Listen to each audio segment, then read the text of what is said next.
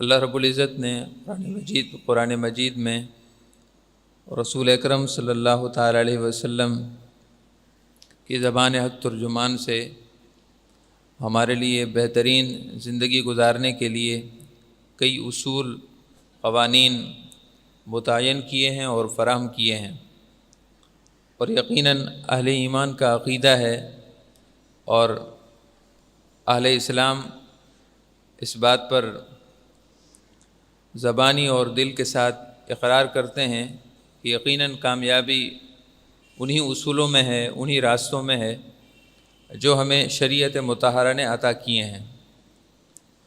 لیکن وقت گزرنے کے ساتھ ساتھ یہ چیزیں صرف زبان کی حد تک رہ گئی ہیں، اور قرآن پاک صرف تلاوت کی حد تک، احادیث مبارکہ صرف سننے کی حد تک، دین صرف مسجدوں کی حد تک رہ چکا ہے، یا اگر عمل بھی ہے تو وہ صرف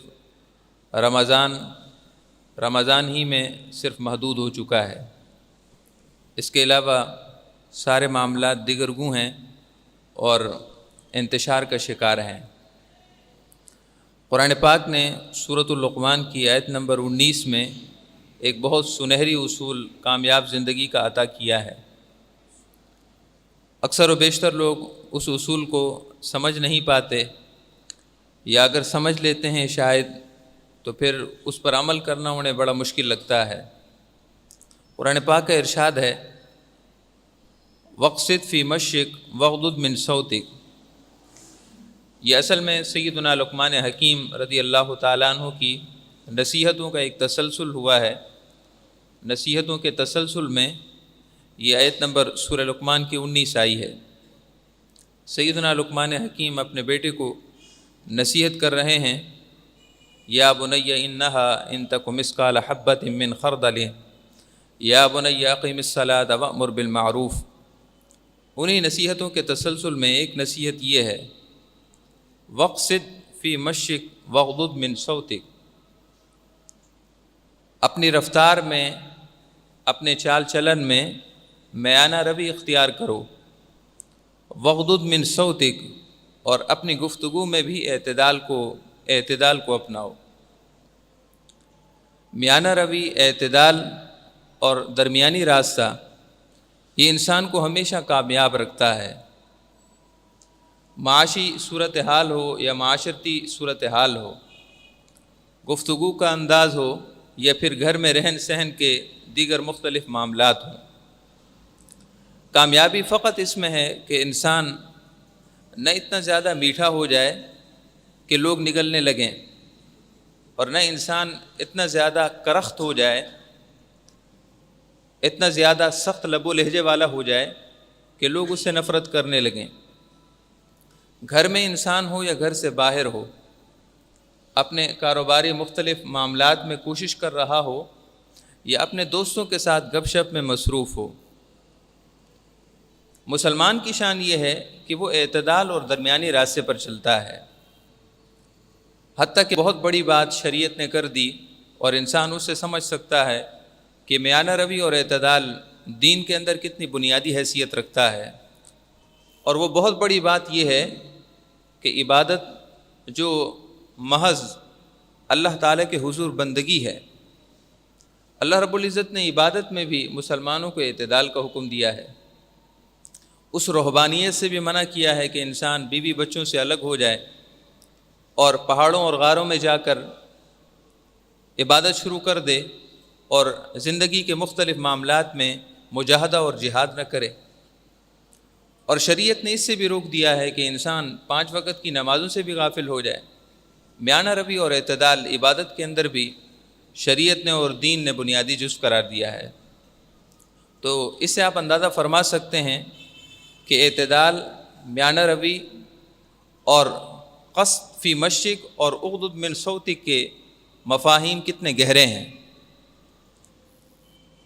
اس گرداب میں جب کہ معاشرے سے بہت سی چیزیں آہستہ آہستہ چھوٹ رہی ہیں، اور ہم مسلمان جن اسلامی اور دینی شعائر کو جس طرح پس پش ڈال رہے ہیں، ان میں ایک چیز یہ بھی ہم سے چھوٹ چکی ہے،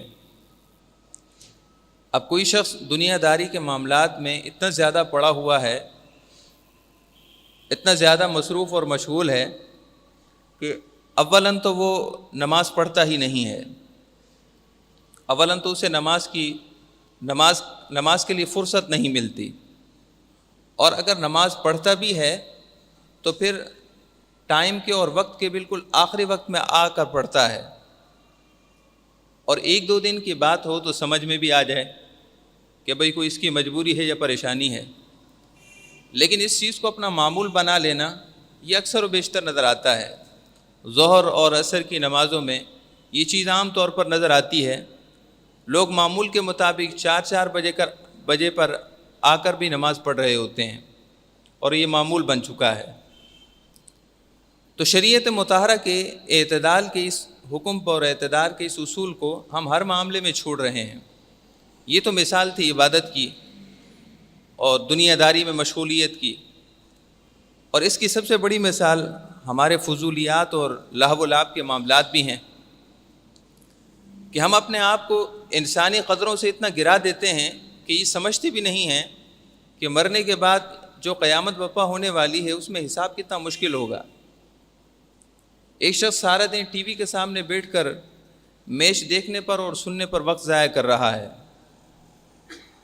اور کانوں میں ہینڈ فری لگا کر لوگ براہ راست ان معاملات کو سننے کی کوشش کر رہے ہیں، اور اس وقت تو بڑی حیرت ہوتی ہے کہ جب ایک شخص سفید ریش ہے، بالکل موت کے قریب ہے، موت کے قریب تو ہر ایک ہے، لیکن بعض دفعہ عمر کے تقاضے بھی انسان کو موت کے قریب دکھاتے ہیں۔ سفید ریش ہے، چلنا اس کے لیے دشوار ہے، حتیٰ کہ وہ گفتگو کرنے میں بھی اس کی زبان لڑکھڑا جاتی ہے، لیکن ہینڈ فری اس کے کان میں بھی ہے، اس کو بھی یہ معلومات چاہیے، حالانکہ یہ فضول اور لہو و لعب ہے۔ اس کو چاہیے تھا کہ کم سے کم اس عمر میں تو اللہ کے قریب ہو جاتا، اس کو چاہیے تھا کہ کم سے کم آخرت کا خوف اس عمر میں بھی تو کر لیتا، لیکن ہمیں شیطان کے فریب اور شیطان کے شر نے اور نفس کے شر نے اس قدر اندھا بہرا اور گنگا کر دیا ہے کہ نصیحت سننے کے باوجود سمجھ نہیں گزرتی۔ یہ میانہ روی اور اعتدال نہیں ہے، یہ افراط اور تفرید ہے۔ شریعت نے ہمیں دنیا کی چیزوں سے لطف اندوز ہونے کی ایک حد تک اجازت دی ہے، دنیا کی چیزوں سے لطف اندوز ہونے کی ایک حد تک اجازت دی ہے۔ بچوں کے ساتھ بیٹھ کر گپ شپ کرنے کی شریعت نے اجازت دی ہے، دوستوں کے ساتھ بات چیت کرنے کی شریعت نے اجازت دی ہے۔ اسی طرح دیگر مختلف معاملات میں شریعت نے جائز اور روا طریقے کے ساتھ باہم مختلف معاملات کے اندر ہنسی مزاح کی اجازت دی ہے، لیکن انسان اتنا اندر غافل ہو جائے کہ دوسرا سرا ہی ہاتھوں سے چھوٹ جائے، دوسرا کنارہ ہی انسان سے بہت دور ہو جائے، شریعت ہرگز اس بات کی اجازت نہیں دیتی۔ اس کی ایک سادہ اور عام سی مثال یہ ہے کہ ایک انسان کو کھانا کھانے کے لیے ایک مخصوص مقدار ضروری ہوتی ہے، اگر اس سے بہت زیادہ کم کھانے لگے تب بھی اس کی صحت پر برے اثرات پڑیں گے، بیمار ہو جائے گا، اور اگر وہ حد سے زیادہ کھانے لگے تو تب نظام ہاضمہ کی مختلف فسادات کا شکار ہو جائے گا۔ تو کھانا بہت ہی کم کھانا کہ جس کی وجہ سے اس کی صحت قائم نہ رہے، یہ کھانا اتنا زیادہ کھا لینا کہ نظام ہاضمہ پر اثر پڑے، تو یقیناً یہ افراط اور تفرید ہے۔ تو جس طرح انسان کے بدنی نظام کے اندر افراط اور تفرید ہرگز قابل قبول نہیں ہے، انسان کا جسمانی نظام افراط اور تفرید کے ساتھ فساد کا شکار ہو جاتا ہے، یوں ہی انسان کا ایک روحانی نظام بھی ہے، اور وہ اس بدن کے نظام سے کہیں زیادہ محتاط نظام ہے۔ وہاں ایک رائی کے دانے کے برابر بھی اونچ نیچ برداشت نہیں ہوتی، ایک رائی کے دانے کے برابر بھی اونچ نیچ برداشت نہیں ہوتی۔ انسان 40 سال عبادت کرے اور فقط ایک لمحے کے لیے بدنگاہی کر لے تو اس کی 40 سال کی عبادت کی روحانیت ختم ہو جاتی ہے۔ اب آپ اندازہ فرما لیجئے کہ وہ روحانی نظام کتنا محتاط ہے اور کتنا زیادہ اس کی طرف توجہ کرنے کی ضرورت ہے۔ سیدنا لقمان حکیم نے اپنے بیٹے کو جو نصیحت فرمائی وہ بڑی قابل توجہ ہے، وہ اتنی مقبول نصیحت ہے کہ قرآن نے اس کو ذکر کر دیا ہے۔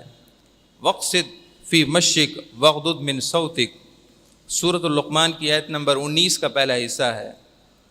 وقصد فی مشک، اپنی زندگی کے چال چلن میں اعتدال کا راستہ اختیار کرو، اپنی زندگی کا چال چلن درمیانہ بناؤ، اتنا زیادہ کاروبار میں مشغول نہ ہو جاؤ کہ تم سے اللہ تعالیٰ کی دوستی چھینی جانے لگے، اور اتنا زیادہ اپنے آپ کو عبادت کی طرف بھی مگن مت کر لو کہ ہر وقت مسجد میں پڑے رہو، ہر وقت وظیفے شروع کر دو کہ تمہارے بیوی بچوں کا حقوق بھی ضبط ہونے لگیں۔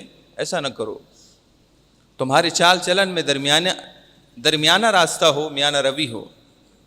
وغضض من صوتک، اپنی گفتگو میں بھی درمیانہ راستہ اختیار کرو، اتنا زیادہ نہ بولو کہ تمہارا وقار ہی ختم ہو جائے، تمہارا وقار ہی مجروح ہو جائے۔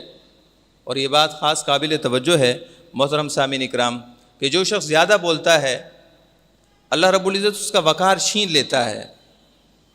جو شخص زیادہ بولتا ہے اس کی شخصیت کا وقار ختم ہو جاتا ہے، خواہ وہ اچھے سے اچھا لباس ہی کیوں نہ پہن لے، خواہ وہ اچھی سے اچھی ٹوپی کیوں نہ پہن لے اور اچھے سے اچھی گاڑی کیوں نہ رکھ لے، وقار ختم ہو جاتا ہے۔ وقار ان چیزوں کا نام نہیں ہوتا۔ وقار ظاہری زیب و زینت اور ظاہری کر و فر کا نام نہیں ہے۔ وقار انسان کی ذات میں ہوتا ہے، جو اللہ تعالیٰ کی طرف سے ایک خاص تحفہ ہوتا ہے۔ یہی وجہ ہے کہ ایک سفید پوش انسان جس کے پاس کچھ بھی نہیں ہے، اس کا اتنا وقار ہوتا ہے کہ اگر وہ کسی محفل میں قدم رکھ دے تو سارے بے اختیار کھڑے ہو جاتے ہیں۔ ایسا بھی کیا ہے کہ اس کے آنے پر لوگ بے خود ہو کر کھڑے ہو گئے، حالانکہ نہ اس کے پاس کوئی مال و دولت ہے، نہ اس کے پاس کوئی ظاہری اور کر و فر ہے، لیکن حقیقت میں اللہ تعالیٰ نے اس کو وقار دیا ہے۔ اس وقار نے لوگوں کے دلوں کو اس بات پر مجبور کر دیا کہ اس کے لیے کھڑے ہو جائیں، اور پھر یہ اس کا اعزاز صرف اسی محفل تک نہیں ہوتا، وہ چلا بھی جائے تو اس کے بعد بھی لوگ اس کو اچھے لفظوں میں یاد کرتے ہیں۔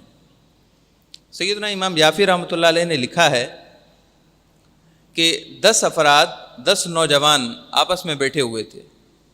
یہ زمانہ تھا حضرت سیدنا معروف کرخی کا زمانہ تھا غالباً، یا کوئی اور مشہور و معروف بزرگ سے۔ تو وہ 10 نوجوان بیٹھے ہوئے تھے، ان 10 نوجوانوں میں سے ایک کو انہوں نے بھیجا کہ جاؤ بازار سے کوئی تربوز لے آؤ تاکہ مل کر ہم کھائیں۔ اس شخص نے ان سے پیسے لیے اور بازار گیا اور وہاں سے تربوز لے کر آیا، کافی دیر بعد آیا۔ تو دیگر ساتھیوں نے کہا کہ بھائی ایک تو دیر سے آئے ہو، پھر مسکراتے ہوئے آ رہے ہو۔ اس نے کہا مسکراؤں کیوں نہ، میں تمہارے لیے خوشخبری لے کر آیا ہوں، تمہارے لیے خوشخبری لے کر آیا ہوں۔ میں کہا کون سی خوشخبری ہے؟ انہوں نے کہا یہ جو تربوز میں لے کر آیا ہوں نا، اس کو ایک اللہ کے ولی حضرت معروف کرخی یا کوئی اور بزرگ تھے، اس تربوز کو ان بزرگ کے ہاتھ لگے ہیں، یہ تحفہ ہے، یہ تمہارے لیے خوشخبری لے کر آیا ہوں۔ وہ بہت خوش ہوئے کہ ہاں ہم اب ایسا تربوز کھائیں گے جس کو ایک اللہ کے ولی نے چھوا ہے۔ محترم سامعین اکرام، قابل توجہ بات ہے کہ اللہ والوں کی اللہ کے ہاں اتنی شان ہے کہ لوگوں کے دلوں میں ان کا وقار ہے کہ کسی چیز کو چھو لیں تو لوگ اس کو بھی محترم، مقدس اور مطہر سمجھتے ہیں۔ تو لوگوں کو بڑی حیرانگی ہوئی۔ ان نوجوانوں میں سے ایک نے پوچھا کہ حضرت معروف کرخی یہ جو بھی بزرگ تھے، ان کو اتنا بڑا مقام کیسے حاصل ہوا کہ ہم ان کے ہاتھ سے مس کی ہوئی چیز کا بھی اتنا احترام کر رہے ہیں، اور ہمارے دلوں میں یہ خوشی ہے، ہم اس کو خوشخبری سمجھ رہے ہیں کہ اس تربوز کو ایک اللہ کے ولی نے چھو لیا ہے۔ تو ایک شخص نے جواب دیا کہ اس کی وجہ یہ ہے کہ وہ اللہ کا خوف زیادہ کرتے ہیں، ان میں تقویٰ ہے، وہ متقی اور پرہیزگار ہیں۔ اس تقویٰ نے انہیں اس درجے پہنچا دیا ہے کہ جس چیز کو وہ چھو لیتے ہیں اللہ تعالیٰ نے اس چیز کی عزت بھی ہمارے سینوں میں ڈال دی ہے۔ تقویٰ اور اللہ کے خوف نے ان کو اس مقام پر پہنچایا ہے۔ امام یافی فرماتے ہیں وہ 10 نوجوان ایک دوسرے کے ہاتھ پر ہاتھ رکھ کر انہوں نے عہد کیا کہ ہم بھی اس بزرگ کی طرح آئندہ کی زندگی تقویٰ میں گزار دیں گے، کیونکہ تقویٰ نے ان کو اتنے بڑے درجے پر پہنچایا تو ہم بھی پہنچ سکتے ہیں۔ لہذا انہوں نے عہد کیا اور اس کے بعد وہ صالح، متقی اور پرہیزگار ہو گئے۔ تو ہم عرض ہی کر رہے تھے کہ وقار اللہ تعالیٰ کی طرف سے ایک تحفہ ہے، وقار اللہ تعالیٰ کی طرف سے تحفہ ہے۔ نہ یہ خاندانوں پر مبنی ہوتا ہے کہ کوئی اچھے خاندان والا ہے تو اس کی عزت زیادہ ہے۔ بات یہ ہے کہ جس کے اندر اعتدال ہے، جس کے اندر میانہ روی ہے، نہ وہ کسی کا حق کھاتا ہے اور نہ ہی کسی کی طرف حق رہنے دیتا ہے، وہ درمیانے راستے پر چلتا ہے، نہ اتنا زیادہ چڑچڑا ہوتا ہے کہ گھر والے ہی اس سے پریشان ہو جائیں، اور نہ ہی اتنا زیادہ نرم دل ہو جاتا ہے کہ اس کے بیوی بچوں کے حق دوسرے غصب کرنے لگیں اور وہ خاموشی سے بیٹھ جائے۔ اور یہ بات خاص قابل توجہ ہے کہ انسان اپنا حق معاف کر دے تو یہ عفو ہے، یہ معافی ہے، لیکن دوسرے کا حق کسی کو نہ لینے دے، یہ اللہ تعالیٰ کی طرف سے یہ حکم ہے کہ دوسرے کو حق کسی کا حق نہ لینے دے۔ اپنا حق معاف کر دینا اچھی بات ہے، لیکن دوسرے کا حق لیا جا رہا ہو پھر بھی یہ خاموشی سے بیٹھے، یہ بے عدلی اور بے انصافی ہے۔ اپنا حق معاف کرنا یہ عفو ہے، معافی ہے۔ آپ صلی اللہ علیہ وسلم کو اللہ تعالیٰ نے اسی بات کا حکم دیا کہ آپ دوسروں کو معاف کر دیا کریں، لیکن کسی اور کا حق چھینا جا رہا ہو اور پھر بھی ہم خاموش بیٹھیں اور اس کا حق واپس دلا سکتے ہوں، حق چھیننے سے روک سکتے ہوں، تو پھر ہمارا خاموش بیٹھنا یہ اللہ تعالیٰ کے ہاں جرم ہوگا۔ وقصد فی مشیک وغضض من صوتک، اپنی زندگی کے چال چلن میں درمیانی راستہ اختیار کرو۔ لہو و لعب میں اتنے مشغول مت ہو جاؤ کہ تم میچ دیکھ رہے ہو اور ادھر اذانے پہ اذانیں ہو رہی ہیں، تمہیں کوئی خبر و پرواہ نہیں ہے، تمہیں کوئی خبر اور پرواہ نہیں ہے۔ اللہ کے حضور سجدہ کرنے کے لیے تمہیں بلایا جا رہا ہے اور تمہاری نگاہ اس لہو و لعب پر ہے۔ کچھ تو خدا کا خوف کرو، کیا اللہ کے حضور منہ نہیں دکھانا؟ اپنی زندگی کا نقصان تو ویسے ہی کر رہے ہو، اپنے قیمتی اوقات کو تو ویسے ہی ضائع کر رہے ہو، لیکن یہ بھی تو سوچو کہ کم سے کم فرض تو ادا ہو۔ فرائض سے بھولے بیٹھے ہیں اور اپنی آنکھوں کو اور اپنے دل کو یہ سمجھ رہے ہیں کہ کوئی سکون مل رہا ہے۔ بہت سی چیزوں کو لوگ اتنی تنقید کی نظر میں دیکھتے ہیں کہ انہیں اچھی بات بھی اچھی نہیں لگتی، اور جب انہیں نصیحت کی بات کی جاتی ہے تو اپنے لیے دوسرا راستہ اختیار کر کے سمجھتے ہیں کہ بس ٹھیک ہے، ہماری سوچ بھی صحیح ہے اور امام صاحب کی سوچ بھی صحیح ہے۔ محترم سامعین کرام، ہم آپ کی بھلے کی بات کرتے ہیں، ہم کوئی رسمی بیان نہیں کر رہے یا اپنی رسم نہیں نبھا رہے کہ جمعہ کا دن ہے اور تقریر کو وقت گزار کے تقریر کرنی ہے۔ ہمارا بنیادی مقصد یہ ہے کہ آپ کو صحیح راستے کی طرف رہنمائی کی جائے، بالخصوص نوجوان ساتھی۔ ہم کیوں اس گرداب کی طرف بڑھتے ہیں جہاں ہمارا سراسر نقصان ہے؟ کوئی فائدہ ہو تو انسان گنے اور شمار کرے کہ یہ فائدہ ہے۔ آخرت کا فائدہ تو ہے ہی نہیں، وہ تو اپنی جگہ پر ہے، دنیا کا کیا فائدہ ہے؟ وہی وقت جو ہم اس فضول کام میں صرف کرتے ہیں، اگر اللہ کی عبادت میں صرف ہو جاتا، کوئی اور دنیا کے ایسے کام میں صرف ہو جاتا جس میں کم سے کم نفع تو ہو۔ یہاں تو کوئی نفع کی بات نہیں ہے۔ رسول اکرم صلی اللہ تعالی علیہ وسلم تو زیادہ خام خواہ ہنسنے سے بھی منع فرما دیا کرتے تھے۔ ارشاد فرمایا کہ لا تکثر، کہ زیادہ ہنسا مت کرو، اس لیے کہ زیادہ ہنسنا ان کثرت الضحک تمیت القلب، زیادہ ہنسنا انسان کے دل کو مردہ بنا دیتا ہے۔ دل مردہ ہو جائے تو آپ سمجھ لیں کہ اس کے بعد کوئی نصیحت اثر نہیں کر سکتی۔ دل جس کا مردہ ہو جائے اب نصیحت اثر نہیں کر سکتی، اور جن کے دل زندہ ہوتے ہیں ان کے لیے ایک نصیحت ہی کافی ہوتی ہے۔ امام اسمعی قرات کے بہت بڑے امام گزرے ہیں۔ امام یافع فرماتے ہیں ایک روز حضرت سیدنا امام اسمعی رحمۃ اللہ علیہ مسجد میں قرآن پاک کی تعلیم اور قرات کی تعلیم، لوگوں کو قرآن سکھا کر باہر آ رہے تھے، تو سامنے سے ایک اونٹ پر سوار ایک جٹ آیا جس کو یہ تو پتا تھا کہ میں مسلمان ہوں، باقی اس کو کچھ خبر نہ تھی، حتیٰ کہ اس کو یہ بھی خبر نہ تھی کہ اللہ کا کلام اور اللہ کا کلام کوئی قرآن بھی ہے۔ وہ سامنے سے آ رہا تھا۔ حضرت سیدنا امام اسمعی رحمۃ اللہ علیہ کو دیکھ کر وہ اونٹ سے ہی اس نے آواز دی اور کہا آپ کون ہیں؟ آپ نے فرمایا میں اسمعی ہوں۔ وہ کہنے لگا وہی جو مسلمانوں کے بہت بڑے قاری ہیں، مسلمانوں کے بہت بڑے امام ہیں؟ آپ نے فرمایا جی ہاں وہی ہوں۔ تو وہ عرض کرنے لگا کہ حضور کہاں سے آ رہے ہیں؟ آپ نے فرمایا مسجد سے آ رہا ہوں اور اللہ کا کلام لوگوں کو سکھا رہا تھا۔ وہ حیران ہوا اور کہنے لگا کہ کیا اللہ کا کوئی کلام بھی ہے جو لوگ پڑھ سکتے ہوں؟ اللہ تو بلند و بالا ہے، اللہ تو پاک ہے، اللہ تو وہ خالق و مالک ہے جس کا نہ کوئی مثل ہے نہ کوئی مثال ہے، وہ تو ہر عیب سے پاک ہے۔ کیا کوئی اس کا ایسا کلام بھی ہے؟ کیا کوئی اس کا ایسا کلام بھی ہے جو لوگ پڑھ سکتے ہوں؟ اس کو بڑی حیرانگی ہوئی۔ آپ نے فرمایا جی ہاں، اللہ تعالیٰ کا یہ فضل ہے کہ اس نے اپنے حبیب حضرت محمد مصطفیٰ صلی اللہ علیہ وسلم کی زبان اقدس اور سینہ اقدس پر ایک اپنا ایسا کلام اتارا ہے جس کو ہم پڑھ سکتے ہیں۔ تو وہ کہنے لگا تو حضور مجھے اس میں سے کچھ سنا دیجئے۔ آپ نے فرمایا کہ اللہ کا کلام ہے، یوں اونٹ پر بیٹھے ہو اور میں نیچے ہوں تو یہ ادب کے خلاف ہے، یہ خلاف ادب ہے کہ اللہ کا کلام تم اوپر بیٹھ کر سنو، نیچے آ جاؤ تو میں اللہ کا کلام سناتا ہوں۔ یہاں سے پتہ چلتا ہے کہ ہمارے اسلاف کا یہ طریقہ تھا کہ قرآن کا اور شاعر اللہ کا ادب کیا کرتے تھے۔ بہت سے ساتھیوں کو دیکھا گیا ہے، دوستوں کو، کہ قرآن پاک جب پڑھتے ہیں تو ایسے پڑھتے ہیں کہ جیسے کوئی انگلش کی کتاب پڑھ رہے ہوں یا دنیا کے عام کوئی ڈائجسٹ پڑھ رہے ہوں۔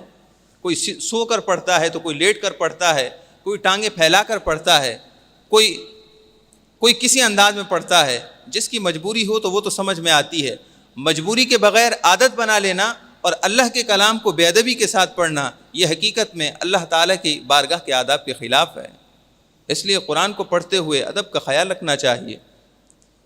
ہم اگر اپنے بزرگوں کو دیکھیں، بزرگوں سے مراد وہ جو ہمارے آباء و اجداد تھے، باپ دادا تھے، وہ قرآن کی طرف پیٹھ بھی نہیں کرتے تھے، حالانکہ ان کو قرآن پڑھنا نہیں آتا تھا۔ قرآن جس جزدان میں ہوتا اس غلاف کا بھی ادب کیا کرتے تھے۔ قرآن جس کمرے میں ہوتا اس کمرے میں بھی داخل ہوتے تو بڑی احتیاط سے داخل ہوا کرتے تھے۔ اور یہاں تو حالات بدل گئے، جب سے ادب بے ادبی میں بدلا ہے، سارے دین کا آئینہ ہی تبدیل ہو چکا ہے۔ حضرت امام اصمعی فرماتے ہیں میں نے اس کو کہا کہ بھائی نیچے اترو، قرآن سننا ہے تو وہ نیچے اترا، میرے سامنے دو زانوں بیٹھ گیا، میں نے اس کو سورۃ الذاریات کی آیتیں سنائیں۔ جب میں اس آیت پر پہنچا وَفِي السَّمَاءِ رِزْقُكُمْ وَمَا تُوعَدُونَ، تمہارا رزق آسمانوں پر سے آتا ہے، تمہارا رزق آسمان سے اترتا ہے، وَمَا تُوعَدُونَ، اور تمہارے ساتھ اس کا وعدہ ہے۔ وہ کہنے لگا کہ بس کیجئے امام اصمعی، رزق آسمان سے آتا ہے اور اس کا وعدہ بھی ہے، تو جب رزق آسمان سے آتا ہے اور وعدہ بھی ہے تو میں پھر اپنے رب کے حضور توکل کے خلاف کیوں کروں؟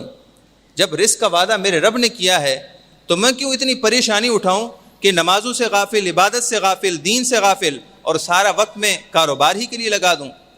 اسی وقت نیچے اترا اونٹ سے، اونٹ کو ذبح کیا اور اس کا گوشت بنایا اور کہنے لگا اے اصمعی میرے ساتھ اونٹ کا گوشت تقسیم کرنے میں مدد فرما دیجیے۔